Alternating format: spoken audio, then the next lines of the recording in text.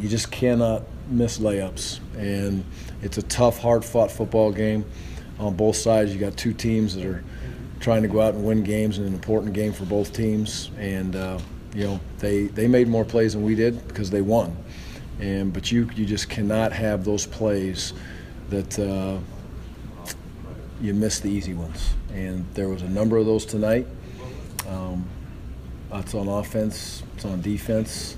And then lastly, if I think my numbers are right on this, but I believe this is the second game where the team that basically won hasn't scored at least 26 points. I think there's maybe one or two games in this league this year that's taken place. So you have to score.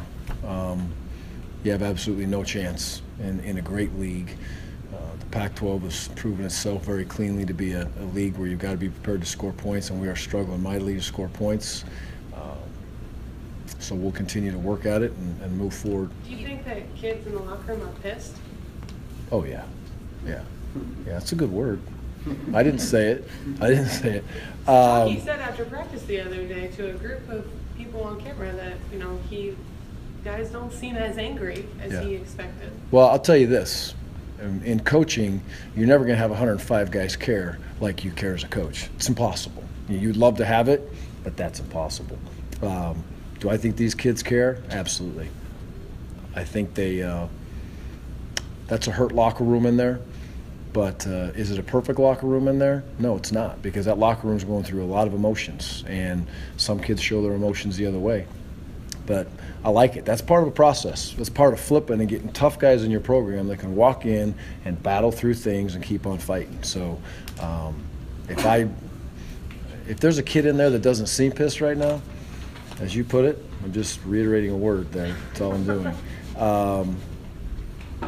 Then I think that they won't survive for very long within the structure of this team. Gary, how do you evaluate your quarterback situation now?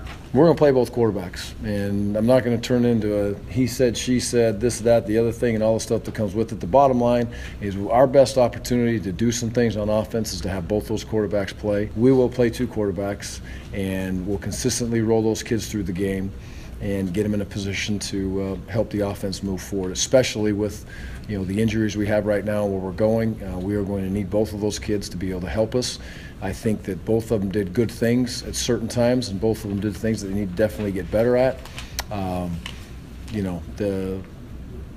receivers need to accept responsibility to make plays for their quarterback, and that's what you do as a receiver. Your job is to catch it, make plays. And we are not doing a good enough job at that at the wide receiver position. I think Nick came in and did some good things. He threw the ball well. He seemed to have a good command of the offense.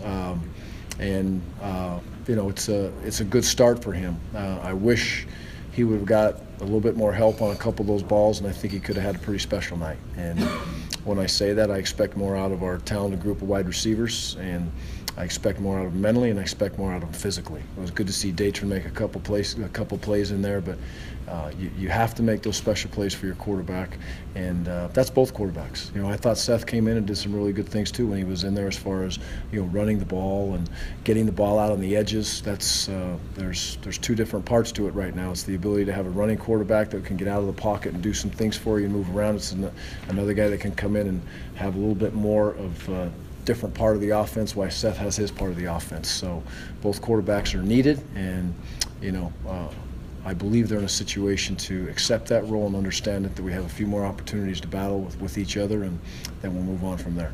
Could you expound a little more on Nall's play? Yeah, Nall was.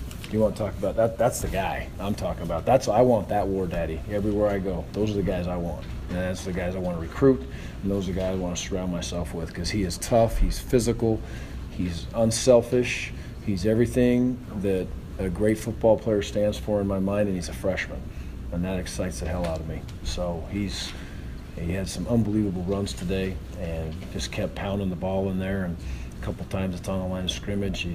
The one he bounced out of there and kind of spun out, and he's faster than you think, and he's a big, tough, physical kid. And he missed the one run on the fourth down, and we got stopped early, which was a little disappointing for all of us on the offensive side of the football. But boy, he came back and did some tremendous things today. I'm proud of that kid, and like I said, You get your 30, 40 of those kids, you'll be rolling.